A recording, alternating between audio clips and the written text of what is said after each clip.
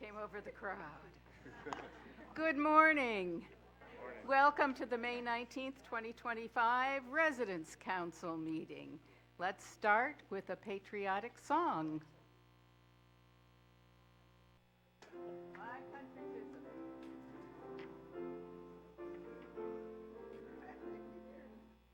My country is a big land of liberty, of thee I sing. And where my fathers died, land of the pilgrim's pride, from every mountainside, let freedom ring. Let's join together in the Pledge of Allegiance. I pledge allegiance to the flag of the United States of America and to the republic for which it stands, one nation, indivisible, with liberty and justice.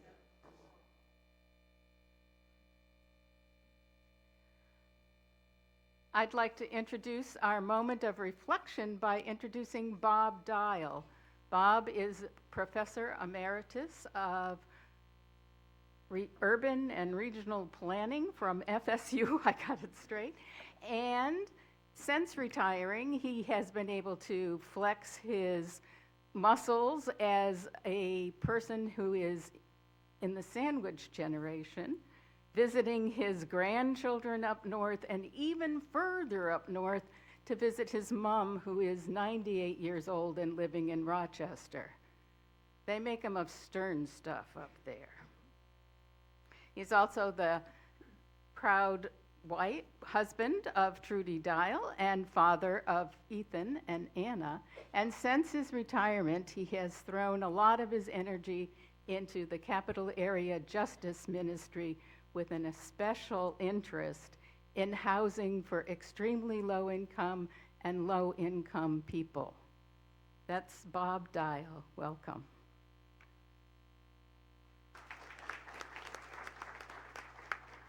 Thanks very much, Robin. I'm going to tell you a little bit about a fellow named Forrest Church. He's former minister of the All Souls Unitarian Universalist Church in New York City, and he wrote a whole mess of books that have both provoked and inspired me. Several of those books feature what he calls his mantra, which he adapted from Benjamin Hoff's book, The Tao of Pooh. I'm sure you've all read that. Here's the mantra: be who you are, do what you can do, and want what you have. Most provocative of that is that last line, want what you have. Church writes, wanting what we have mutes the pangs of desire which cast a shadow across the present. And the present, he says, is a gift, the gift of life, and we can receive it only by wanting what we have. To do so requires releasing both regrets over the past and anxiety about the future. Church was diagnosed with esophageal cancer, and doctors told him he only had a few months to live, whereupon he wrote another book. And the title of the book was Love and Death, My Journey Through the Valley of the Shadow. And in that book, among other things, he relates that people who knew him came up to him and said, "So, Forrest, do you really want cancer?" He replies, "I want what I have." We cannot selectively wish away all that is wrong with us without wishing away all that is right. Well, my admonition to this is that's a big ask, especially when the challenge is an existential threat like poverty or war or threatening illness or great emotional loss like the death of a loved one, breakup of a long-time personal relationship. It's one thing to accept such a challenge, but it's a whole different thing to want it. And acceptance in and of itself can be a major hurdle. Beyond that, perhaps a more realistic aspiration is to embrace the challenge to engage it fully and seek the gifts that we may not otherwise have realized or appreciated. Well, I've been trying to apply Reverend Church's mantra for quite some time. Among my other complaints, I developed chronic migraine about 25 years ago. Typical on-site begins with a visual aura of flashing lights and zigzaggy lines that lasts for about 10 or 15 minutes, and then there's usually a headache that comes after. Other times, though, I've experienced more traumatic symptoms, vertigo, double vision, and very disconcerting deja vu. Well, I've done what I can and learned to accept what I can't control. A neurologist here in Tallahassee prescribed a medication that reduced the frequency of the migraines, and I retired early, reducing the stress that plays a role in triggering onsets. Well, meditating on want what you have during onsets has not exactly brought me a great deal of comfort or relief, but when I'm in a good frame of mind, I'm able to embrace the episodes. I stop what I'm doing, since it's very difficult to read or focus, and I try to appreciate the light show while I shift my gaze to more distant objects. And I did embrace early retirement, and I am thankful for the gifts that has yielded. Well, nevertheless, I'm reluctant to tell somebody else that you need to want what you have. In fact, I'm even reluctant to say you should embrace what you have. What I am inclined to say is, I hope you may find the strength and the courage to face those kinds of challenges, and that you may experience the grace of acceptance and the ability to discover the gifts that may accompany them. Amen and hallelujah.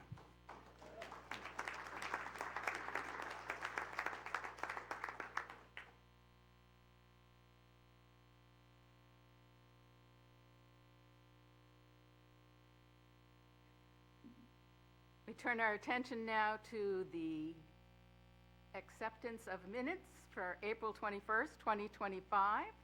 Are there any additions or corrections to the minutes? Hearing none, we accept them as presented. Thank you, Darlene. And now the treasurer's report.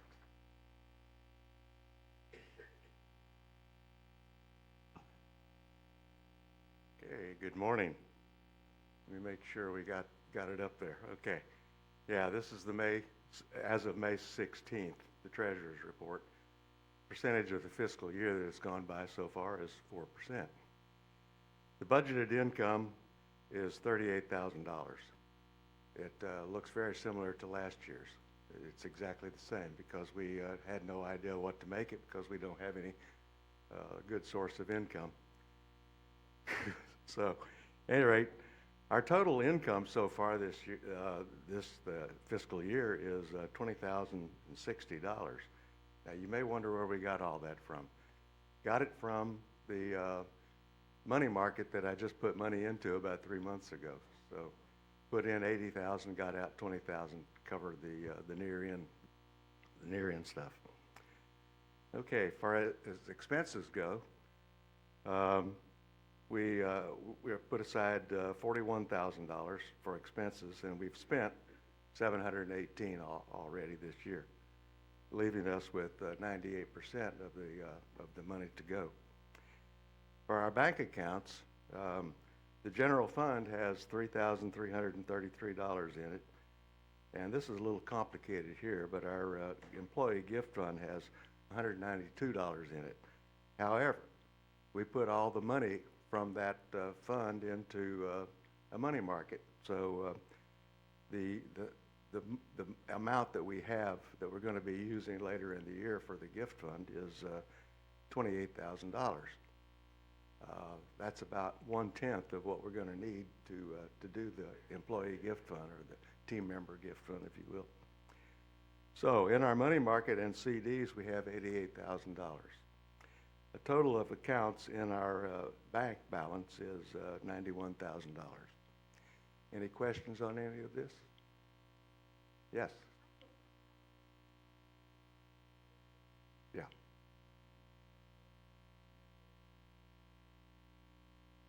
Oh, yeah, it's good, very good question. Are we not dispersing everything that we get in the employee gift fund?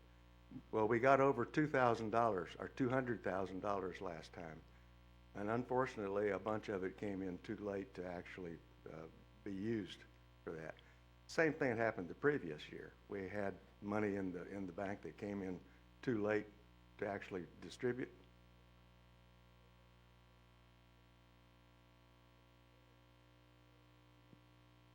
It is. That's why I say the $28,000 that we have in the, I put it in money market so it would be making money. But we got $28,000 left over from last year, and we're going to add that to whatever we get this year, and we'll give it all away if we get it in time. We always give it all away. Yeah. Okay. Any questions? More? Okay. Well, thank you very much.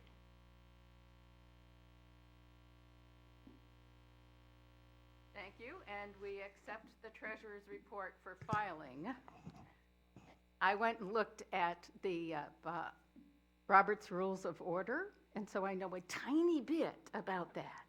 And you don't ever vote on a treasurer's report because you don't know that it's been verified.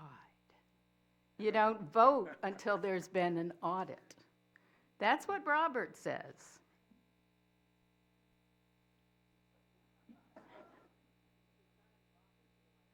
Well, I'll vote for it anyway. Okay. Gary likes it. He wants to vote for it.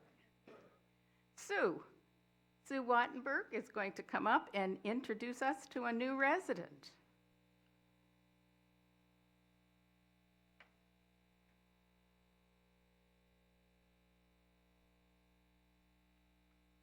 Good morning. This morning I'd like to introduce Dan Thompson, who lives in Oak South. Is Dan in the corner over there? Dan was born in Baltimore, Maryland, but grew up in Tampa, Florida. After high school, he attended Yale University and in 1970 graduated with a degree in English. Following graduation, he lived in New York City and worked for the Legal Aid Society. This led to his decision to become a lawyer. In 1972, he moved to Tallahassee to attend law school at FSU, and he remained in Tallahassee. He worked for Legal Services of North Florida and for the Department of Environmental Regulation. Before going into private practice, he was Deputy Secretary at the Department of Environmental Protection. Dan's wife is still living in their home in Tallahassee to take care of her mother. Daniel has 3 stepchildren. 2 live in Sarasota and 1 in San Diego. Prior to his physical restrictions, Dan loved to exercise. He was an avid cyclist and on the board of the local cycling club. He is currently enjoying listening to audiobooks. Thank you very much.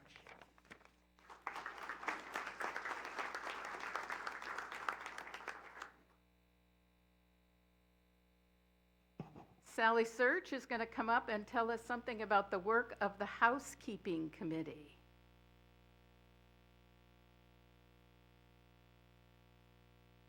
Wrote this very late last week. Good morning. Yes, so the Housekeeping Committee, and let's start right there. So first of all, why are we there? I mean, what is the purpose of the Housekeeping Committee? And I hope this is big enough so you can all see it. But basically, it's to provide an avenue for between independent living residents and the leadership of the housekeeping, so that we can have good communication. And then if there are changes that need to be made, maybe to a policy or something else, then we would recommend that to protocols perhaps to the Residents' Council, and if they approve, then it would go on to discussion with administration. So that's basically our purpose. So what do our members do? What are they responsible for? So, and this is a whole document, and I've just given you a little piece of it so that you can see that really, if you're on that committee, your job is communication to establish two-way communication between the residents from your area. If you live in Oak South, it's Oak South. If you live in Carefree Cove, it's Carefree Cove. And then two-way communication. So you're communicating to the committee and you're communicating with the residents. And then to bring any concerns, commendations, questions to the committee. And communication can be established in several different ways. Some of us have email groups. If you live in a smaller area, that's easier to do and can reach everybody. But that's not always a viable option for all of the neighborhoods. So it might be that you have meetings, weekly meetings or monthly meetings. It could be putting notes in cubbies. It could be putting things up on bulletin boards. So there are different ways to communicate. And there are other sort of responsibilities on them. But the main thing is it's a communication. It is not the job of the committee members to fix the problems, if there are any. It's the job of the representatives to bring those to the committee for discussion and then look for solutions. The really good thing is that Karen Oliveira, who is the Director of Housekeeping, attends all of the housekeeping meetings. And that makes life a lot easier in terms of resolving issues. So, committee functions, and I'm just going to, these are often intertwined, and I'm just going to talk a little bit about it. We meet monthly, except for December, and this year we're not going to meet in July. And each representative comes in and does a report from their neighborhood, and talks about any concerns that they've received, any complaints, any questions that residents might have, and commendations. And I have to say, right now, people are pretty happy with their individual housekeepers. You're getting very, very few complaints and concerns about that. The special project cleaning that's a work in progress. And we have lots of discussions about that and with Karen and, comments that people have made. It's a lot about collaboration, and collaborating with Karen is really important, collaborating with each other. And then as things move on, collaborating with administration if there are changes to be made in the administration beyond the level of Karen. So the other thing that we do, and I'll just talk a little bit about some of the accomplishments of the last few years. I joined the committee in 2022, just as a committee member, and didn't know diddly squat. I'd only been here, a couple of years at that point. And it was under the leadership of Joyce Toman at that point. And it became very clear that there were a lot of different messages going out to residents about housekeeping from a lot of different sources and in a lot of different places. So Joyce put together a subcommittee that really went through all of those and pulled them together, and it was a very long, drawn-out process. But in the end, it became Appendix 3 of the housekeeping, of the resident handbook. And it lays out, it's Appendix 5 now because it's been revised, but it lays out all of what you can expect or can ask for under the heading of routine housekeeping services. That was a huge project. Now move on from that. We then said, this was a little bit later, and I was chair then. So now the housekeepers know what they're supposed to do. Do they know how to do it? And how could our committee help with that? And so working with Karen and my co-chair back there, Carol Bowers, And James Yarborough was here at that time as well, and Carolyn Shackelford. We had a small committee, and we literally went through step by step. And this is a resource that we developed for the housekeepers. And I've had people say, well, wouldn't that be good to give to residents? Well, okay, but that's not what it was developed for. It was developed as a resource for housekeepers so that it could be used in training. And of course, our job is very much advisory. We can't say you must do this or you must do that. But this is something that has really been embraced. And Karen and Laurie spend a lot of time training, and they use this document.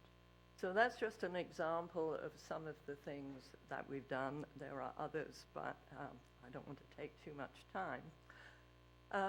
The other thing we do is we review. So we look at documents like Appendix 5 and say, what about the routine services from housekeeping? Are there things we need to add? Are there things that need to be changed?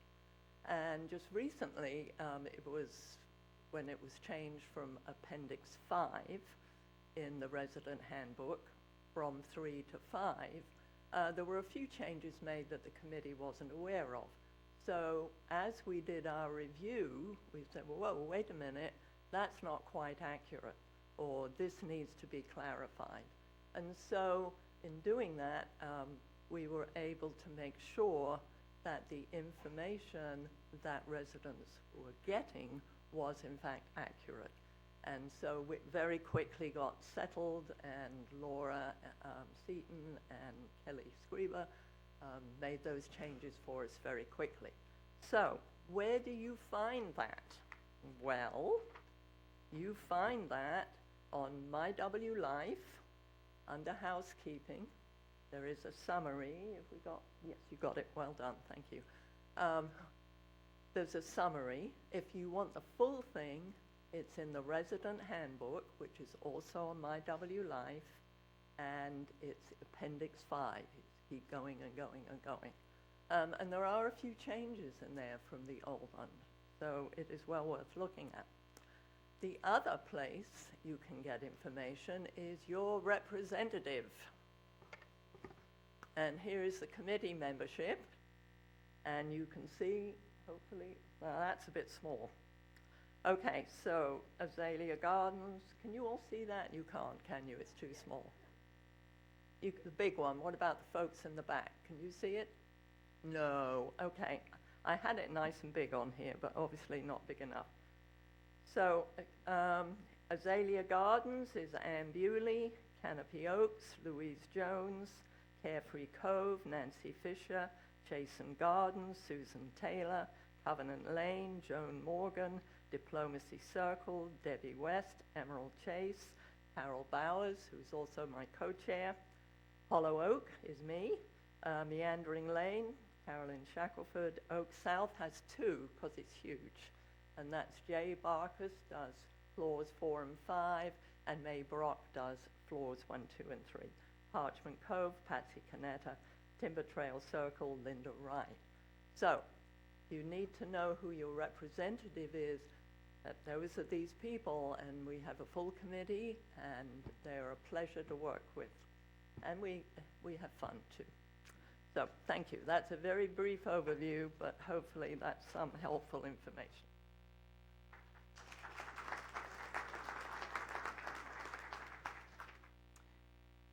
Thank you, Sally. And if you hadn't mentioned it, nobody would ever know you had a short time to prepare.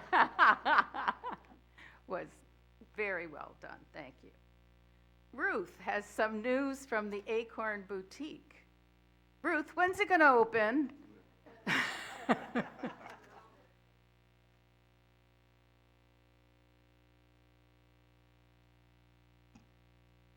All of us who volunteer at the Acorn Boutique are asked that question all the time. And you know what we say, we don't have a clue. What I want to talk to you about for a few minutes this morning is we don't have a physical presence anymore for our store. but we still do have the volunteers who have worked there, and we're kind of a small group, but we tried to plan a few events during this period of time where we've been closed. And that has helped a little bit, although you saw the treasurer's report from the Residents Council. We are the main source for income for the Residents Council, and since we have not been actually operational, you can tell that there hasn't been a lot of income coming into the Residents Council. So we have had a couple of events over the last few months that have helped a little bit. We had a sale just before Christmas, and a lot of you donated some of your Christmas decorations and to help us with our sale. We managed to sell just about everything that was donated, and we did make some money. We did a few weeks ago have a furniture sale. We have a furniture storage area, and it was getting so full that we didn't have room to take more donations, so we thought we would share with all of you and let you take on some of this for your homes. And we did sell a number of items, and we made a little money. We have turned that in to Gary. So everybody, or a lot of people have been asking about clothing. When we had to close down the boutique after the flood, we were not able to keep any clothing. So we don't have any on hand right now, but we have been told by a lot of people that they've been saving clothing for us for when we reopen. And when they keep asking, my closet is full, when are you going to reopen? We thought maybe we'd give you a chance to share some of that closet, full of closet items with us, and we would have a clothing sale. So we are planning a sale in June. It's going to be on June 12th. This is going to come out in the WOW, the June WOW, so don't worry about remembering the dates and the times, because it will be available to you. But it will be on June 12th from 10 in the morning until 2 in the afternoon, and it'll be out in the breezeway between Oak South and Perry, like we had the Christmas sale. That worked out very well. A lot of people walking by would see us and stop and shop, so that's really good. And the day before the sale, on June 11th, we will have an opportunity for you to donate to the sale. All these people who have items in their closets that they're wanting to pare down, you know how it is. You've got those clothes that sit in your closet since last year, and all of a sudden they've shrunk and you can't use them anymore. Or the items in your closet, I have a couple of these that still have tags on them, and you think when you look at them, why in the world did I buy that? Some of those things we would love to, to have you donate to us. One thing I would ask is that when you're thinking of donating an item to us, look at it and see if it's in good enough condition that somebody like you perhaps might want to buy this item. If you had a need for a shirt and it was a nice shirt, that you might want to buy this item. We don't have the opportunity or the ability to mend or repair or wash things for the sale. So we'd like to have things that are gently used or new with tags, and you can bring those to us on the day before the sale. We'll be in the pub from noon until 4 p.m. Please don't stack things in the hallway. That will not be popular, but we will try to be there for 4 hours for you to bring stuff to us. Payment, if you come shopping with us, we can accept cash, of course, or checks. We're not set up for credit cards. We are accepting clothing, mostly women's clothing. We know that men do not shop. So we've had men's clothing in the past, and we generally can't move it along very well. So we're talking mostly women's clothing. We're not looking for shoes right now because we don't have a good way to present those and deal with them. But accessories like jewelry or handbags, we would accept. So if you have some stuff you would like to pass along that you think your other residents might enjoy, some treasures, we would look forward to seeing you on donation day and again on shopping day, and hope you will join us for that. And again, it will be in the WOW. All the information I'm saying today will be in the WOW, so you can look for that in June. Are there any questions that I might be able to answer? Yes, Mary Jane. Yes, I was going to mention that, thank you. We saved some hangers. They're in a box somewhere.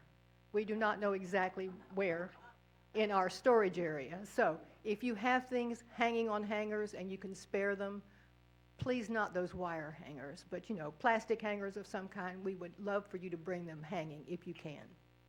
Anything else? Okay, well, thank you very much for your attention.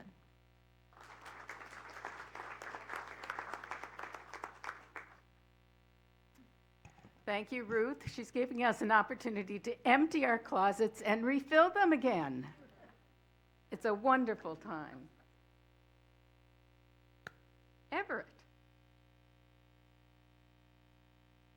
The Veterans Day observance is coming up, and Everett is going to get us in sync.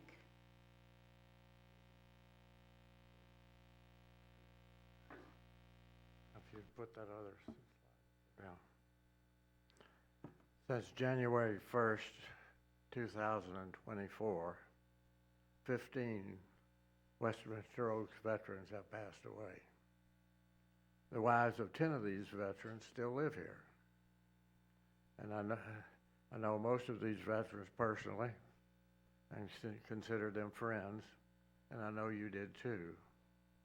Some of you lost veteran members of your family or knew someone who did. Memorial Day is a time to honor those who sacrificed their lives for us, whether we knew them or not. Next Monday, Memorial Day, at 2 p.m., the Veterans Committee will present a program of observance to honor these veterans.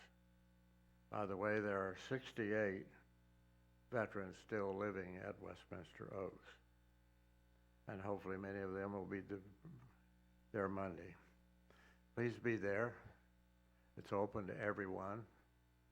Friends and family are invited, and we hope we'll welcome them to come too. 2 o'clock next Monday, please be here to honor these veterans.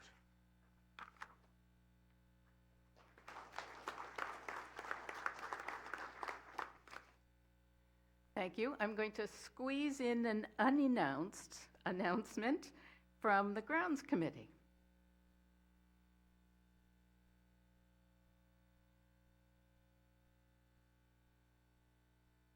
First, Sally did a great job of an overview of the purpose, function, and responsibilities of the housekeeping.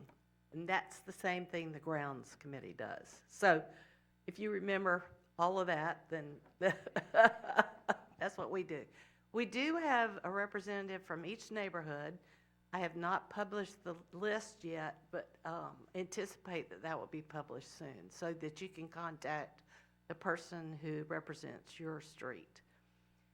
The Residents' Council was very generous in giving us $5,000 for trees and native grasses for the holding pond that's on Meandering Way as you enter the Westminster Oaks on the right-hand side.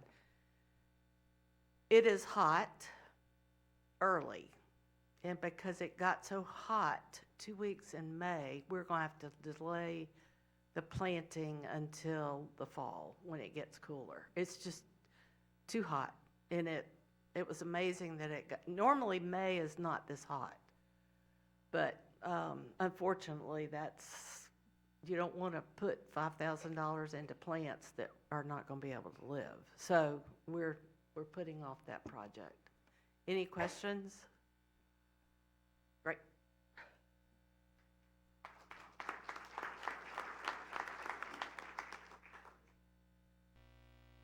Sally Batzine.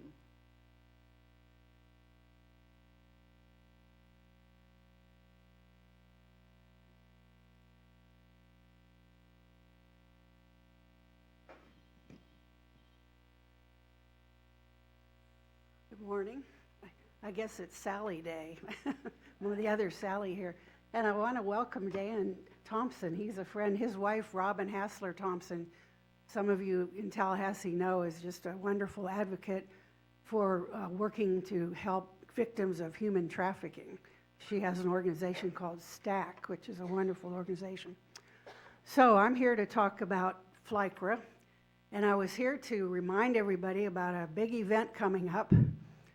However, literally right before I was leaving to come to this meeting, I got a call from the Office of Insurance Regulation that the commissioner is going to have to cancel, and he is going to a funeral in Tampa that he has to go to, she said. And I said, well, we understand about funerals here, so we hope that, you know, we're sorry that he can't be here, but obviously we had, you know, we're really looking forward to having him come and we could ask him questions, because as you know, when we put out another little reminder about the meeting in your boxes, that this year the legislation that we had hoped would help with some of the issues that would protect the residents from bankruptcy of organizations, things that have happened, that unfortunately the good things in the bill were wiped out because the whole bill was postponed or canceled or killed or whatever you want to call it. So we still have another year now to wait until the next legislative session, because they're not going to do anything this year, to make sure that whatever they come up with is going to help us residents and protect our investment and our quality of life. So we will be working with the Commissioner's Office, and as you know, the legislature is now going to go on into June, so it may be rough getting him here in a timely manner, but we're going to keep trying, because we do want to make sure that when next year comes up, when the new legislation, that FLICRA and the residents will have a voice at the table along with the owners and operators. So stay tuned. We apologize, but that's the way it goes. And the other thing I just wanted to alert you to is that thanks to the Residents Council, FLICRA is now going to have a folder under the Residents Council module on MyWLife. So we'll be putting more information about FLICRA and activities and who's on the board and whatnot. So thanks to the Residents Council and Jane in particular for helping that happen. So that's it from FLICRA, and do you have a question? Yes, yeah, I need to be specific. The meeting that was supposed to be this Thursday, the 22nd, at 10 o'clock, has been postponed. So we'll get out an announcement of email blast, but unfortunately he has canceled, so we will have to reschedule that. Any other questions? Yes. Wait, here's a microphone coming. Is it possible, there are some very important residents' protections in that bill, and I think that many residents don't understand the implications of it, why these particular sections were added. Is it possible during the year of pinpointing each one of those and then having a discussion by, you know, for anyone who wants to attend on that section, so when it comes up again, when we write letters, we are much more knowledgeable about what the content of those letters should be, as opposed to, I oppose this bill or I'm for this bill. The legislators are not going to respond to that as readily as you say, my own experience is, and then you go ahead because that shows you understand what the bill is.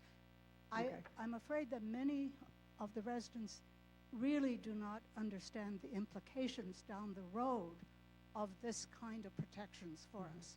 That's a good idea. The board will take it up, and we will take that under advisement, but I think that's a very good idea. Another question over here?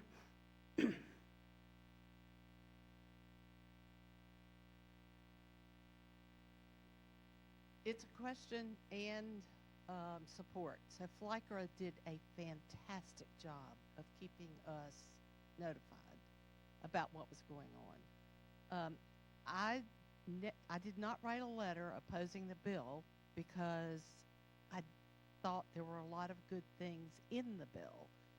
So I really suggest you support financially FLICRA because they certainly did a laudable job in keeping us informed and representing us. Thank you.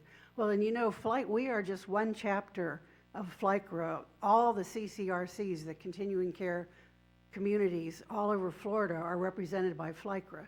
So, you know, it's always a matter of the lobbying, who's got the power, and what the owner-operators organization is called Leading Age. And they have, you know, money behind them, and they have a lot of money. FLICRA, all we have is us. We are a membership-based organization, so we really need everybody that can join us, and there's strength in numbers. So thank you for that comment, because we have a staff. There's a executive director, and we have an actual paid lobbyist that our dues help fund that. So we do have people up at the legislature making sure that the residents' interests are being taken care of. Yes, one more. How do we financially support you? I know on your website you can't take cards. Unfortunately, the headquarters, you can't join online, but Ruth Cates, who is just up here, is our membership chair, and she will be more than happy to take, and it's like $25. It's not a big deal to become a member, and actually you can also become a lifetime member, so you don't have to renew every year. But Ruth has information, and the website is flycra.com, and then there's information about how to join, and unfortunately you do have to send in a check, but Ruth has all that information. And also, just like you learned it from the housekeeping committee and the grounds committee, each neighborhood has a FLICRA captain who can also, and that'll be, we need to put that out so you know who your captain is, then you can contact that person as well. So, yeah, please join us. Thank you for, you're like a plant there, thank you. Very good. All right. So don't come on Thursday, sorry. Any other questions?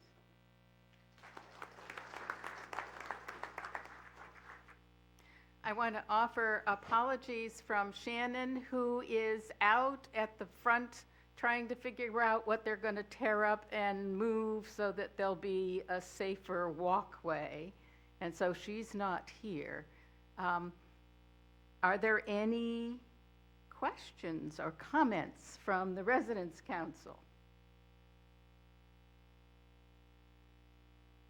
Well, I'm getting there. I'm getting there. The president gets an opportunity to offer closing comments, and I have several closing comments. One is that the Handbell concert is tonight, and Patsy Kicklighter wants us to remember that it's happening and be here to enjoy it. Also, under Patsy Kicklighter's name, we really need somebody to give Patsy a hand with the piano at the Residents' Council and maybe other places. Patsy likes to say, if you know where Middle C is, go talk to her. I can't do that. I don't know where Middle C is. But I bet you there are people out there who had piano lessons and who mastered the piano well enough to help us sing some fairly well-known songs. And there's something else. Yes? Sorry, I should have spoken to you before when I asked you about the user group. Oh, Can I make an announcement? sure. Before, the kayak rack is now completed for, the kayak rack is now completed for any of you who have a kayak that you have stored outside of the community because you didn't know where to put it, because for apartment dwellers, there's no way you can park your kayaks here. It is on the top floor of the garage. We are in the process of forming a user group, just like the Victory Gardens and the other user groups. You will determine the bylaws and the user rules. But if you are interested, just come and see me. I'm Marilyn Fever at Chasen 203. And we have 12 slots, and we can go ahead and just see where you want to put your kayaks. Those of you we are having a kayak raffle for 2 very good Hurricane used kayaks. The proceeds are going to go to the naturalizing the outdoors area in the health center, which is currently just bare concrete and brick walls. If you're interested in that, it is open until the 23rd. We are having a draw at 2 o'clock at that concrete outdoors area on the 2nd floor of Bartram, 2 o'clock this Friday, for those of you who want to bring your contributions and buy the raffle before we have the draw. Or if you can get that, if you want to contribute, go over to Gail's office, or you can contact me. Thanks. Give it back to Daisy.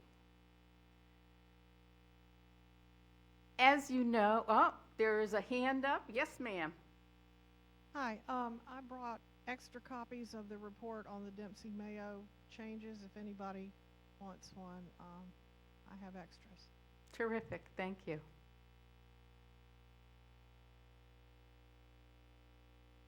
Survey. Something is coming up in June, the Halloran Survey. This is the quality of life survey that you've come to know and love as you've lived here, except it's in a new form. It's been developed to be primarily an online survey, and we're hoping that everybody who can possibly do it will fill it out online. But of course, Resident and Life Services will help us to deal with other options if they're needed. But starting on June 9th, the surveys will be dropping into people's email, and they'll be there and available for you, and you'll have time to think about it and fill out the survey. The reason a quality of life survey is important is because it generates a report that then goes through administration and through the various directors of departments and back to the residents as a plan for continued improvement grows out of the survey.